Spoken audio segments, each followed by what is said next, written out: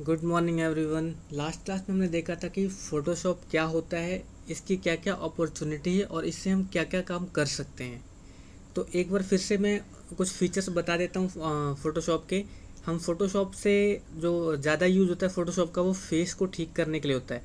मतलब फेस पे जो दाग धब्बे होते हैं उनको हटाने के लिए यूज़ होता है। दूसरा, आप किसी भी फ़ोटो का बैकग्राउंड हटा सकते हो। और तीसरा, आप किसी भी फ़ोटो में कुछ एरर है, मान लो फ़ोटो गलती से कुछ गलत आ गया है, तो उसको आप ठीक कर सकते हो। और इसके अलावा और बहुत सारे आर्ट वर्क किए जा सकते हैं इस फ़ोटोशॉप में। ये जो मैंने कुछ पॉइंट्स बताए हैं, ये कुछ इतना लिमिटेड नहीं है। फ़ोटोशॉप में बहुत ही ज़्यादा अपॉर्चुनिटी है, बहुत ज़्यादा ऑप्शन है इसमें। तो इसमें बहुत कुछ किया जा सकता है।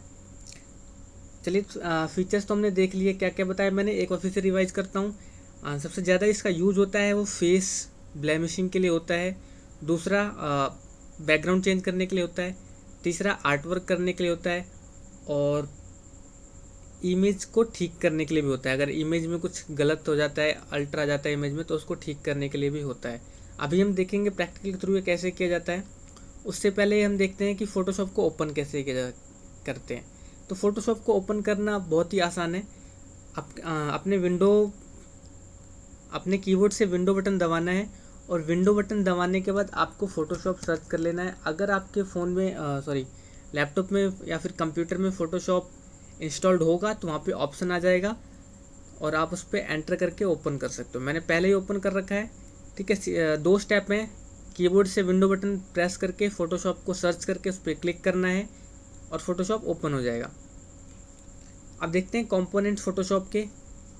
देखो, ये चीज़ें तो ऊपर कॉमन होती है, टाइटल बार, ये हर किसी सॉफ्टवेयर में होता है, टाइटल बार और ये तीन बटन। ठीक है, क्लोज करने के लिए मिनिमाइज और रिस्टोर बटन, तो ये तो कॉमन है। इसके बाद ये मेन्यू बार होता है, ये भी बहुत सारे सॉफ्टवेयर में कॉमन होता है। इसको बोलते हैं मेन्यू बार। मेन्यू बार के नीचे वाला जो हिस्सा दिख रहा है आपको, ये वाला, ये है ऑप्शन बार। ठीक है, यानी जो मेन्यू बार के नीचे है वो ऑप्शन बार है। ये आपके बुक्स में इसके क्वेश्चन भी है, ये ऑप्शन बार मेन्यू बार के नीचे होता है। उसके बाद ये टूल बार है। 50% वर्क हमारा फोटोशॉप में टूल बार से ही होगा। और उसके बाद हम मेन्यू बार को यूज़ करेंगे और किसी अगर कुछ और अब हमें करना होगा तो हम पहले तो टूल बार देखेंगे। पहले हम कंपोनेंट ही देख लेते हैं। ये टूल बार है और ये जो एरिया है ये ड्राइंग एरिया है, इसको डॉक्यूमेंट एरिया भी बोलते हैं। ठीक है, यहाँ पे हमारे सारे फ़ोटोज़ अवेलेबल होंगे जिसके साथ हम एडिटिंग करेंगे। राइट हैंड साइड पे ये कुछ लाइन से पैनल्स दिख रहे हैं, इनको बोलते हैं पैनल्स। ये हमें 4 दिख रहे हैं पर ये बहुत सारे होते हैं। डिफ़ॉल्ट तरीके से ये 4 पैनल्स दिखते हैं हमें। पहला है नेविगेटर के लिए। चलो, इसको हमें जानने की भी कोई ज़रूरत नहीं है, बस हम जब इसमें हम आएंगे तो इसके बारे में जानेंगे इसमें क्या क्या होता है। तो आज हम मेनली देखने वाले हैं टूल बार के बारे में। एक बार फिर से मैं कंपोनेंट रिवाइज करवाता हूँ। सबसे पहला है मेन्यू बार, दूसरा है ऑप्शन बार, ये वाला है टूल बार, और ये है डॉक्यूमेंट एरिया या फिर ड्राइंग एरिया, और ये राइट हैंड साइड पे कुछ पैनल्स हैं। ठीक है, ऑप्शंस बार में हम जो मेन्यू सेलेक्ट करेंगे उसके ऑप्शंस आएंगे। देखो, मैंने यहाँ से ये वाला मेन्यू सेलेक्ट किया, इसके ऑप्शंस आए हैं। ये सेलेक्ट किया है, इसके ऑप्शंस आए हैं। तो ऑप्शंस बार इस मेन्यू बार पे डिपेंडेंट है, वो इसके अकॉर्डिंग चेंज होता रहता है। देखते हैं अब हम एडिटिंग कैसे कर सकते हैं। हमें एडिट करने के लिए सबसे पहले हमें फ़ोटो चाहिए होगा, है ना। तो हम फ़ोटो को ओपन कैसे करते हैं। फ़ोटो को ओपन करने के लिए आपको फाइल पे जाना है, ओपन पे क्लिक करना है, और यहाँ से आपको जो भी फ़ोटो आपको इंपोर्ट करना है उस फ़ोटो पे क्लिक करना है। जैसे कि मुझे कौन सा फ़ोटो इंपोर्ट करना है, मुझे ये फ़ोटो इंपोर्ट करना है। मैं इस फ़ोटो को सेलेक्ट किया और ओपन पे क्लिक कर दिया। अब ये फ़ोटो मेरे पास ओपन हो गया। ठीक है, ऐसे ही हम सेकंड फ़ोटो भी ओपन कर सकते हैं।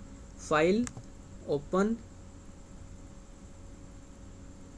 ओपन करने के बाद हमें जो फ़ोटो चाहिए होगा, ये वाला या फिर ये वाला, जो भी हमें चाहिए हम उसको सेलेक्ट करके ओपन कर सकते हैं। ठीक है, देखो यहाँ पे मेरे पास 2 फ़ोटोज़ हैं। अभी हमने फ़ोटोज़ ओपन तो कर लिया, पर किस लिए किया है, एडिट करने के लिए। तो एडिट करने के लिए जैसे मैं चाहता हूँ ये जो मेरे क्लाउड्स हैं इस इमेज पे, मैं इस वाले इमेज पे लाना चाहता हूँ। ठीक है, इस वाले इमेज पे कोई क्लाउड नहीं है। तो हमें इसके लिए सबसे पहले जो हमें ज़रूरत पड़ेगा उसको सेलेक्ट करने का नीड है ना, यानी हमें इस क्लाउड को सेलेक्ट करना है। तो जो पहला ऑप्शन है टूल बार में वो सिलेक्शन का है, जिसमें ये पहला जो मैंने सेलेक्ट कर रखा है ये rectangular marquee tool, selection tool को मार्क्यू टूल भी बोलते हैं।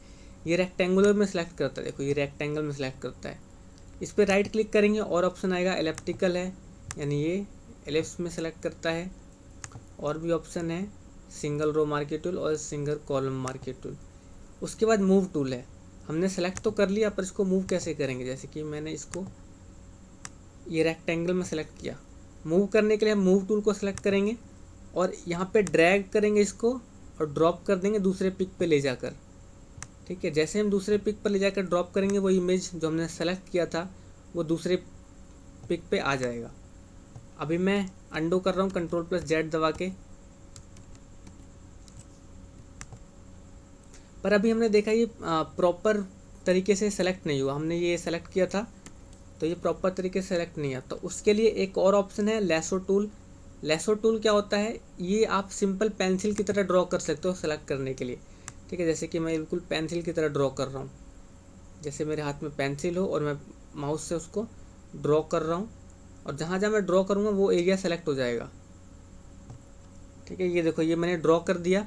अब मैं मूव टूल से अगर दूसरे पे ले जाऊँगा तो वो रेक्टेंगुलर फॉर्म में नहीं आएगा, जैसा मैंने सेलेक्ट किया है उसी फॉर्म में वो दूसरे इमेज पे भी आ जाएगा।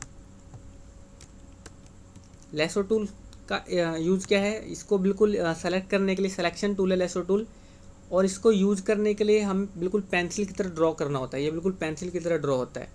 उसके बाद है ये magic wand tool. Magic wand tool, इससे मैजिक होता है। ठीक है, एक तरह से इसका नाम मैजिक वैन टूल है क्योंकि इससे मैजिक होता है।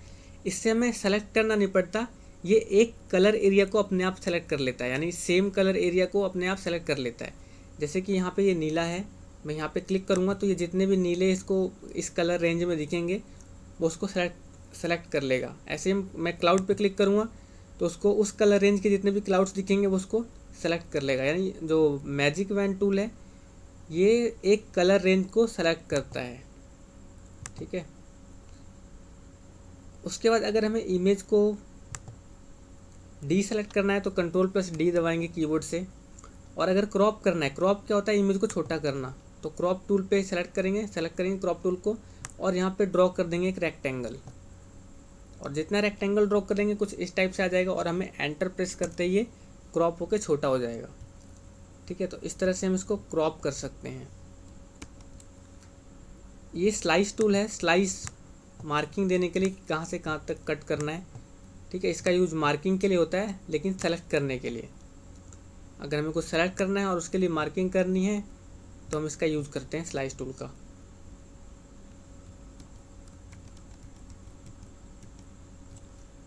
एक बार फिर से मैं ये चारों ऑप्शन रिवाइज करवा रहा हूँ। फर्स्ट है सेलेक्ट करने के लिए रेक्टेंगल फॉर्म में। ठीक है, और हम सेलेक्ट करके करेंगे क्या, हम सेलेक्ट करके मूव करेंगे मूव टूल से। ये मैंने मूव टूल से सेलेक्ट करके मूव कर दिया। ठीक है, तो इसलिए हम सेलेक्ट करके मूव करते हैं क्योंकि हमें दूसरे पिक पे कुछ लाना होता है। यह है लेसो टूल, हम जैसे जैसे ड्रॉ करेंगे वो वैसा वैसा सेलेक्ट हो जाएगा। उसके बाद है मैजिक वैन टूल, एक कलर रेंज को सेलेक्ट करने के लिए, मैजिक वैन टूल यूज होता है। क्रॉप टूल इमेज को कट करने के लिए होता है, जितना हमें क्रॉप करना है उतना हम क्रॉप कर सकते हैं क्रॉप टूल से। और स्लाइस टूल सिलेक्शन मार्किंग के लिए यूज होता है। अभी देखते हैं इस बादल को उस पे ले जाकर। इसके लिए हमें सबसे पहले तो सेलेक्ट करना पड़ेगा, तो हम लेसो टूल से सेलेक्ट कर लेते हैं।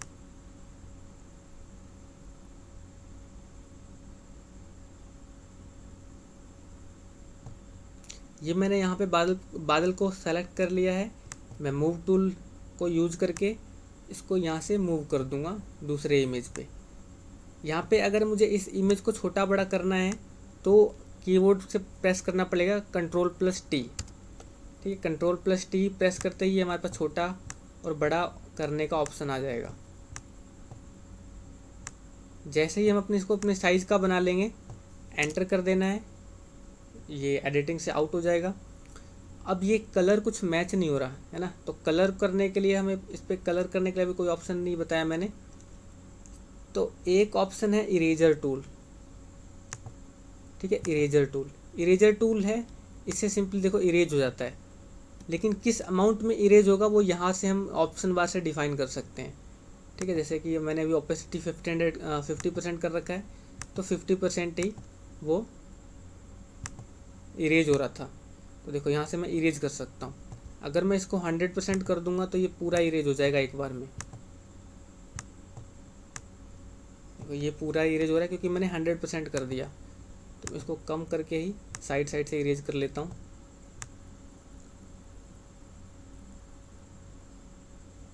देखो इस इरेजर से कलरिंग भी आ गई है ना, थोड़ा सा कलर भी मैच हो गया।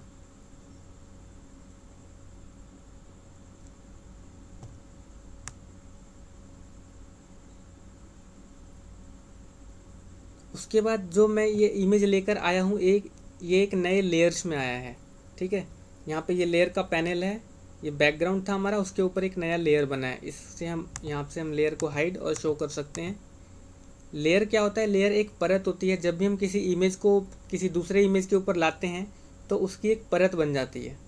तो ये हमारे क्लाउड का परत है, यानी लेयर है। हमने इसको लेयर 1 कह रखा है, इसको हम चेंज भी कर सकते हैं नाम, पर अभी मैं लेयर 1 ही रहने देता हूँ यहाँ पे। तो इस तरह से हमने ये लेयर को एक इमेज को कट करके हम दूसरे इमेज पर लेके आए और उसको हमने फिर इरेजर से इरेज कर दिया कलर मैच करने के लिए।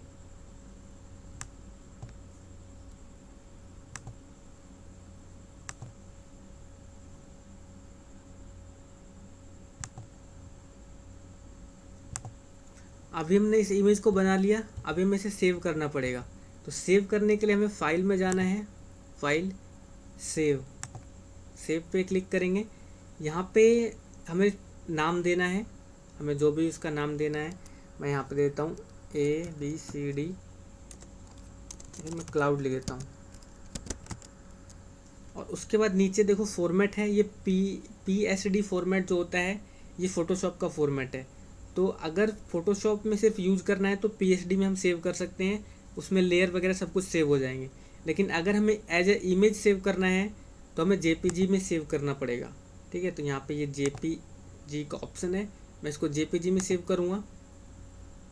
यहाँ पे ये कुछ ऑप्शंस और आएंगे कि उसकी क्वालिटी किस तरह की होगी, उसको मैं ओके कर दूँगा तो ये सेव हो जाएगा, ठीक है। अब मैं इसको अगर कट करता हूँ और फिर से ओपन करता हूँ, ये रहा क्लाउड JPG जो हमने बनाया था। तो इस तरह से मैं इस इमेज को, क्योंकि मैंने इस इमेज को JPG में सेव किया है, इसलिए हम इस इमेज को व्हाट्सएप और फेसबुक पे शेयर भी कर सकते हैं।